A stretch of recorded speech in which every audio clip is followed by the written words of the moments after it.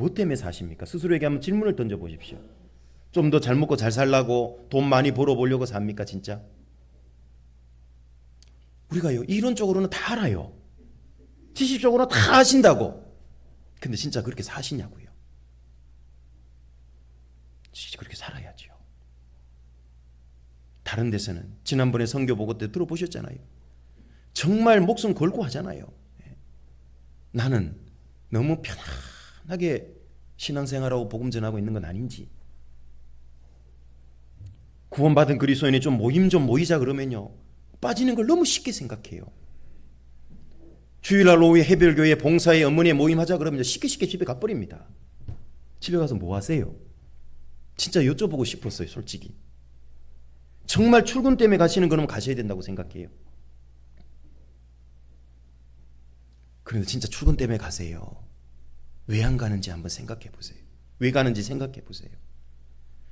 왜 그 많은 주일날은 이 시간에 다 참석하는데 회별교제 구역 모임은 왜 그렇게 안 가져지죠? 거기도 주님이 계시고 거기도 나눠야 될 전도 대상자 기도의 제목이 있는데 안 가면 나는 어떻게 기도하죠?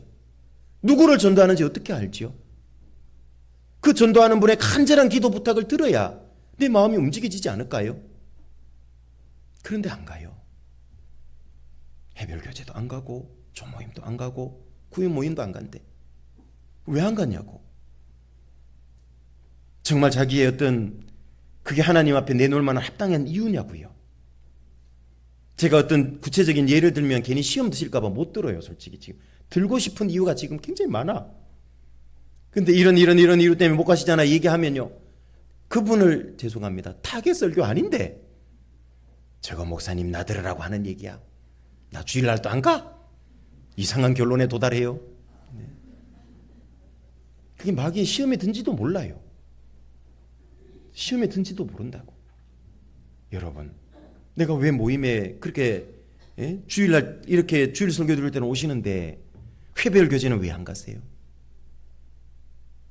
한번 물어보세요 스스로에게. 하나님께 합당한 이유인지 한번. 합당하다면 하나님께. 저는 제가 어떻게 얘기할 수 없어요. 왜 하나님께 합당하다는데요? 진짜 하나님이 합당할까요? 주일날에 있는 그 모임들이요 습관적으로 똑같은 게 반복되는 게 아니에요. 여러분 모임의 형태나 시간은 똑같아 보이더라도 전혀 다른 모임이 반복되고 있는 거예요. 거기서 부탁되어지는 기도 제목, 기도 부탁, 간증들이 다 달라요. 시간도 지난 주일에 했던 시간과 다른 시간인 거예요. 어찌 보면 그 모임에 갔을 때 하나님이 나를 회복시킬 수 있는 은혜를 준비하고 있는데 안 가서 계속 그러고 있는 것일 수도 있다는 생각 안 해보세요? 그러고도 모임을 그렇게 빠지고도 나는 왜 그렇게 평강하죠? 그게 진짜 평강한 걸까요? 여러분 안타깝게도 육신에 주는 그 안락, 육신이 주는 그 만족에 도취돼서 못 느끼고 있는 것일 수 있어요. 주일날 오후에 은장에 봉사에 어머니의 청년에 해별교제합니다. 이제 빠지지 마세요. 이제 저도 온 지 한 3년 됐어요. 충분히 볼 거 봤어요. 제가 처음 왔을 때 저한테 이런 얘기 하신 분이 너무 많았어요. 아니 목사님은 양주교회 사정을 잘 몰라서 그렇다는 얘기 정말 많이 들었습니다. 근데 이제는 알아요. 그렇게 말하는 분보다 어찌 보면 더 많이 알아요. 개인적으로 다 교제도 많이 해봤어요. 이제는 드릴 말씀을 좀 드려야 되지 않을까요? 여러분들 귀 시원하게 그냥 긁어주는 얘기만 하고 잘한다 좋은 얘기만 하고 제가 떠나면 저는 하나님 앞에 가서 정말 책망 많이 받을 거예요. 적어도 제가 있는 동안에는 교회가 또 바뀔 거는 바뀌고 성장해야 될 건 성장하고 버릴 거는 버리고 담대하게 전할 건 전하고 저는 가야 된다고 생각을 합니다. 이제 3년 가까이 됐기 때문에 횟수로는 4년 됐어요. 제가 드릴 말씀 드려야 될 것 같아서 이제 제가 충분히 봐온 바를 얘기해 드리는 겁니다. 해별교제 가시는 분들 참석하세요. 이건 제 얘기가 아니라 하나님의 권면입니다. 아닐까요? 조모임, 구역모임 이런저런 이유로 안 가시는 분들 꼭 참석하세요. 거기에요. 그런 해별교제예요. 그런 조모임이에요. 하나님이 나를 준비해 놓은 위로가 있고 나를 위해서 준비해 놓은 은혜가 있다니까요. 그래야 바뀌어요. 제발 가세요. 제발 참석하세요. 그래서 좀 구원받은 그리스도인이라면은요, 이 모임에 참석하는 걸 게을리하지 마세요. 그게 자기 육신을 쳐서 복종시키는 거고 희생하는 거잖아요. 그거조차도 못하고 있는 사람이 주님을 위해서 뭘 하죠? 그 사람을 위해서 전도가 될까요? 안 됩니다. 진짜 구원받은 게 맞냐?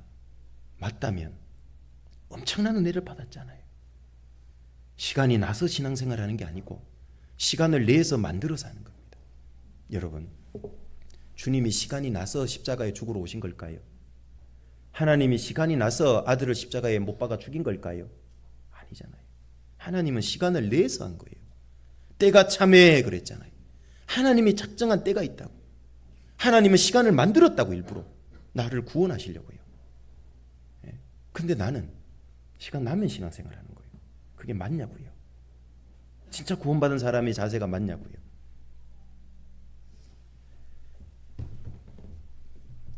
우리는 여기 2절 말씀처럼요, 너희가 만일 나의 전한 그 말 복음을 굳게 지키고 헛되이 믿지 아니하였으면, 헛되이 믿고 있으면 안 되는 겁니다. 제대로 믿어야죠. 헛되이 믿지 아니하였으면 이로 말미암아 구원을 얻으리라. 주님 앞에요 당당히 씁니다. 재림할 때 부끄럽지 않게 돼요. 그런데 진짜 복음이 능력과 큰 확신으로 된 거 맞습니까? 성경 말씀대로 내 속에 진짜 그렇게 된 겁니까? 그렇다면, 능력과 큰 확신으로 된 거라면 내 속에 능력과 큰 확신이 들어온 거 아니에요? 나는 뭔 능력이 나타나고 있죠? 있어야 되잖아요. 그죠?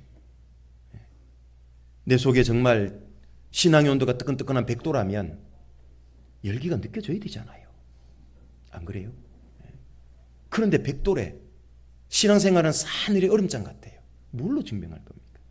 그건 자기 생각이지.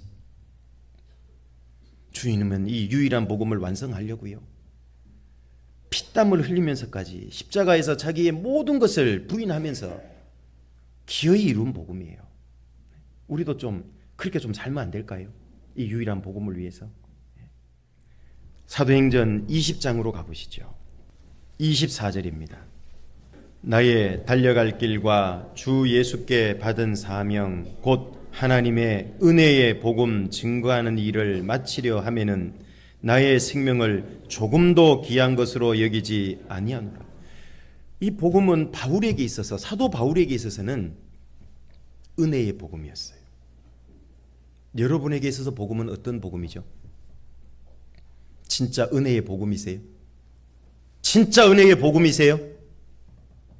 그러면 은혜 받은 자로서 살 겁니다. 이 복음이 은혜의 복음이라면 은혜 받은 자처럼 살 겁니다. 그죠? 그죠? 예, 그렇게 살 겁니다. 나 그렇게 살고 있나? 한번 돌아보세요. 이 복음은 사도 바울에게는 은혜의 복음.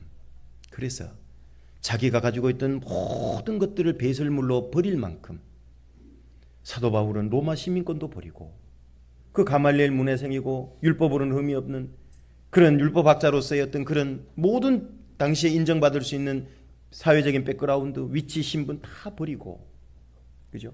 사도로서 대접받을 권세 다 버리고, 베드로처럼 아내를 데리고 다닐 그 권세도 다 버리고, 가정과 자녀를 아내를 통해 누릴 수 있는 기쁨도 다 배설물처럼 버렸어요. 왜? 바울에게는 복음이 은혜의 복음이었거든요. 이제 바울에게 남은 한 가지, 자기 목숨마저도 버리겠다는 거예요. 왜죠? 그에게는 은혜의 복음이었으니까. 나에게는 어느 정도의 은혜의 복음이죠? 주님을 위해서 시간 조금 드리는 정도의 은혜의 복음입니까? 아니면 물질 하나 드리는 것도 발발 떨어서 못하고 있고, 아직도 구원받은 그리스도인이 11조도 제대로 안 되고 있고, 그런 은혜의 복음입니까? 하나님이 가난해서 헌금하라는 거 아니잖아요. 인색함으로 할 바에는 하지 말라고 그랬습니다. 하나님. 왜 물질에 대한 헌금 얘기를 하셨을까요? 제가 아직 와서 헌금 설교 한 번도 안 했죠. 그죠? 오해할까 봐. 사실은 헌금 설교는 반드시 그리스도인이 들어야 되는 겁니다. 그게 무슨 돈 많이 내라는 게 아니에요. 헌금에 대한 바른 개념을 가지고 있을 때 신앙생활을 진짜 은혜롭게 할 수 있어요. 더 많은 걸 받아 누릴 수 있는 길이 있거든요. 그 속에. 하나님이 가난해서 그거 하라는 거 아닙니다. 오해하지 마세요. 무슨 돈 내라고 설교하는 게 아닙니다. 원래 본래 취지를 알고 있어야 된다는 얘기예요. 네. 구원받은 그리스도인에게 이 복음은요, 물질 정도만, 시간 정도만, 자기의 은사 정도만 드리는 정도로 은혜가 되고 있으면 안 된다 그 말이에요. 사도 바울은 보세요. 복음을 위해 목숨을 건 사람이잖아요. 그죠? 이게 우리 시대의 특별한 가르침입니까? 어려운 지역에서 선교하시는 선교사님들이 이렇게 살잖아요. 선교하다가 교통사고로 돌아가시기도 하고, 선교사님 부부가.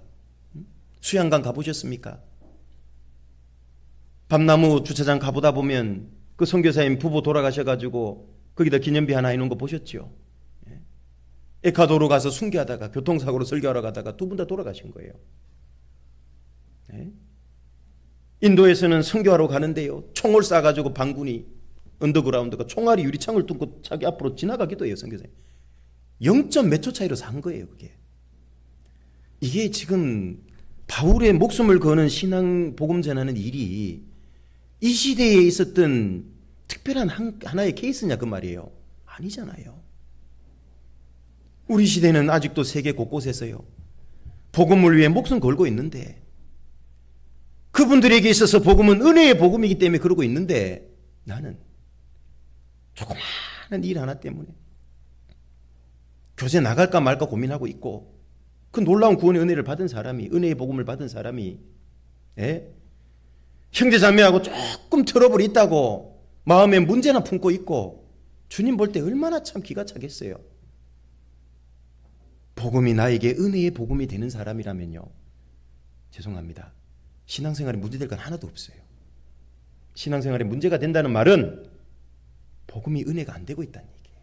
머리로는 은혜라고 해도 아니에요. 그 사람 진짜 은혜의 복음이라면요, 목숨까지 걸만한 은혜의 복음이라면요, 신앙에 문제될 게 있을까요? 있을까요? 대답 좀 해보세요. 문제될 게 있을까요? 없을까요? 그러면 이런 거예요. 저 사람이 문제 준 게 아닌 거예요. 이 상황이 나에게 문제를 주는 게 아닌 거예요. 내가 복음이 은혜가 안 되고 있기 때문에 문제가 되는 거예요. 맞습니까? 그렇게 생각하시는 게 정답이고요. 아무 사람이든지 아무 핑계 될 거 없어요. 그리스도인은 신앙생활이 있어서만큼 핑계 될 수 없는 사람이 그리스도인이라는 거 아십니까? 진짜 은혜가, 복음이 은혜로 자기에게 믿어지고 은혜의 복음으로 자리 잡고 있고 은혜의 복음 때문에 사는 사람이라면 어떤 핑계와 이유도 될 수 없는 사람이 그리스도인이에요. 그죠? 그리고 진짜 복음이 은혜의 복음으로 와닿고 있다면 똑같은 수준에 안주하고 있을 수가 없어요. 그리스도인은 작년이나 올해나 그냥 똑같아. 신앙이 겨우 주인 말씀 듣고 도망가고, 그 사람에게 진짜 복음이 은혜의 복음이 될까요? 은혜의 복음이라면 내 성격상 교제 나가면서 간증하고 있는 게 힘들지만 그래도 그걸 꺾고 나갈 수 있어요. 은혜의 복음이니까.